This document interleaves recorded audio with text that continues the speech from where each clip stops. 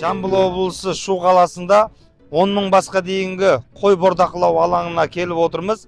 Осы шаруашылықтың проектісін осыдан 2 ай бұрын сыздық.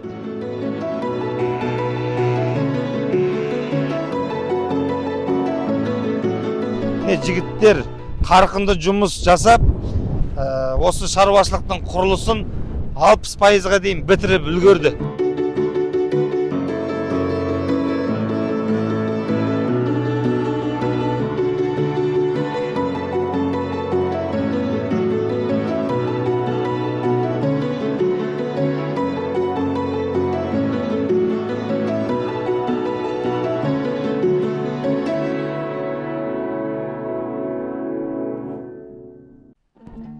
Ассалаумағалейкум, барша қазақ елі, барша малшы қауым. Төрт саланың жүйелі мал бағу проектісімен Жамбыл облысы Шу қаласында 10 мың басқа дейінгі қой бордақылау алаңына келіп отырмыз. Осы шаруашылықтың проектісін осыдан 2 ай бұрын сыздық. Жігіттер қарқынды жұмыс жасап, осы шаруашылықтың құрылысын 60%-ға дейін бітіріп үлгерді. Осы бір қораның ішінде 1700 бас қой сияды, жүйелі автоматтандырылған қора, бір баспен, бір адаммен осы бір қораны емін-еркін малын бордақылай беруге болады. Мына жақ, оң жақ қапталында жем қоймасы, арпа, бидай, жүгері, құрылғылар және премикс витаминдер бәрі ішінде тұрады. Соны барып көрсетеміз. Енді осы шаруашылықтың ауқымы 50 гектар. Не үшін? Бұл кісілер алдыға үлкен мақсат қойып, 10 мыңға дейін малдың санын жеткізейін деп отыр. Мына жақта жатқан жазық жер, Алла берсе, осындай қораның 10 шақтысы осы жерге түседі. Ал біздің осы биылға 2026 жылға 5 мың басқа малдың бұл қой малға мына бөлігі биіктігі 7 метр. Осындай бөлмеден 5-6 тауы бар. Әрқайсысы не үшін салынған, соны көрсетем. Мына жерде бидай тұрады. Мына жерінде арпа. Мына бөлмесінде жүгері. Көп жерде бүйірінен есік шығармайды. Оң жақ қапталынан ар жақ басы немесе оң жақ басынан есік қалдырып, жемді мына бұрышқа жинап, арпа, бидай, жүгерісі бір-біріне араласып, жүйелі рацион болмай, бір күн малға ауыр келеді, бір күн жеңіл келеді, бір күн тышқақтайды, бір күн іші кебеді.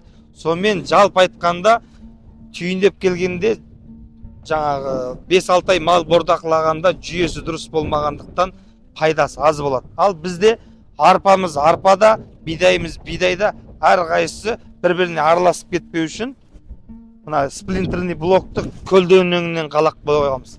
Әлі тағы да жоғары қарай 3-4 қатар қаланады. Сол кезде біреуінің өзіне 600 тоннаға дейін жем сияды.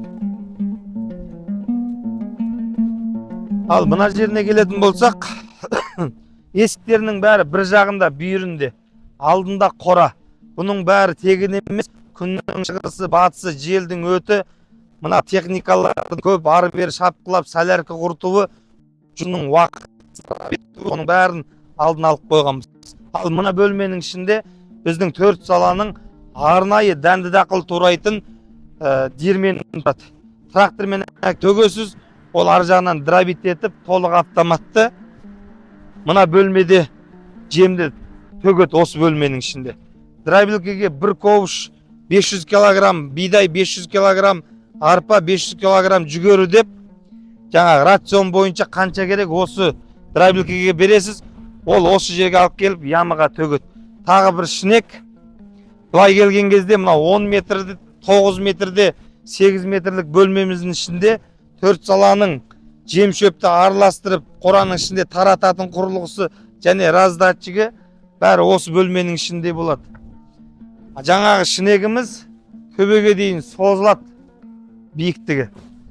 Бірден осы жерде тұратын осы шаруашылық бізден мысалға 14 көп кармараздатчик алып отыр. Осы кармараздатчиктің ішіне жемі ішіне төте құйылады. Араластырып, жаңа раздатчикпен қоралардың ішіне таратады. Ал мына бөлмеміз не бөлме десеңіздер, бұл туралған шөптің бөлмесі. Біз жаңағы шөп қойманы бөлек жерден салады жанына. Бұл жерге туралған шөп жинайды. Туралған шөп кармараздатчиктің ішіне трактордың көбішімен болмаса арнайы жылжытатын транспортер арқылы толық автоматты кармараздатчиктің ішіне түседі.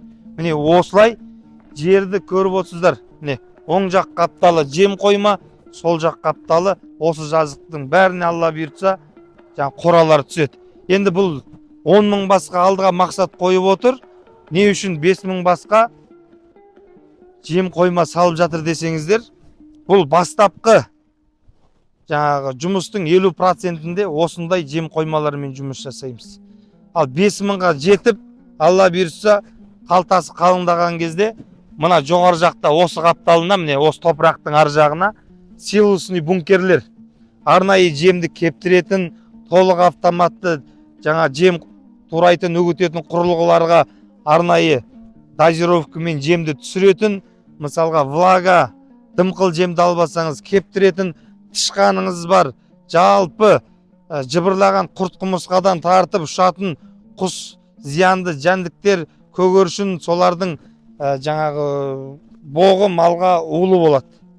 Көгершіннің боғын жеп араласқан жем таза болмайды. Ауру астан, дау қарындастан дейді. Оның ішіне ұшқан шыбын да кіре алмайды. Сондай құрылғымызды 5 мың бас 3 қора біткеннен кейін сол жем сақтайтын силосный бункерлерімізді осы қапталға қоямыз. Ал мына жағына міне толығымен осы жазықтың бәрін Алла бұйыртса Жамбыл облысының Қазақстандағы номер 1-ші аткорым площадкасын, аткорым алаңын ашып жұмысын бастап кеттік. Осындай видеоларды көріп отырсаңыздар, біздің видеомызды басқа да интернет желісіне жіберіп, мал бағып отырған ағаларымызға, інілерімізге, әпке қарындастарымызға жіберіп қойсын. Қора салу барысында қаншама қателіктер жіберіп, арбамен, дорбамен жем тасып, шелекпен суғарып, шлангын сүйреп жүрген қаншама аға інілеріміз бар. Ондай жүйесіз жұмыс болашағы бұлыңғыр, түбі банкротқа әкеліп соғады. Өйткені қазіргі уақытта адам күші қымбат, мал бағу қиын, толық автоматты жүйелі қора салмасаңыз, шаруашылықта өте үлкен шығынға кіресіз. Міне осылай Қазақстанның түпкір-түпкірінде қазіргі уақытта біз 3 жылдан бері осы проектісін сызып, эскизный 3D формат, виртуальный мир, жаңа бизнес планын бәрін жасап беріп жатырмыз. Халықты мал шаруашылығымен айланысып жүрген ағаларымыз бен інілерімізді биліктің саясатына жаңағындай тиімділігін пайдалана отырып, екеуін тіл табыстырып жатырмыз. Сол үшін бізге хабарласыңыздар, жердің аумағы, сіздің қанша басқа малға қора салайын деп жатсыз, қандай мал түлігі, сауын сиыр ма, шаруа ма, бордақы ма, қой саласы ма, қандай саламен айланыссаңыз да жүйелі проектісін сызып, міне осылай бас аяғын тексеріп отырып, екі жақты бірігіп көтерген жүк жеңілдейді.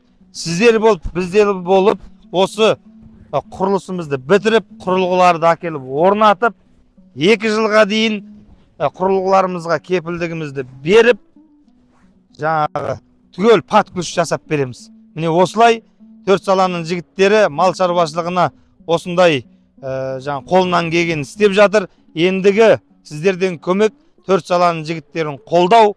Бұл 4 сала каналы қазақтың ата кәсібін әлемнің ең мықты бірінші орында тұратын ел етуге, мемлекет етуіне үлкен пайдасы бар.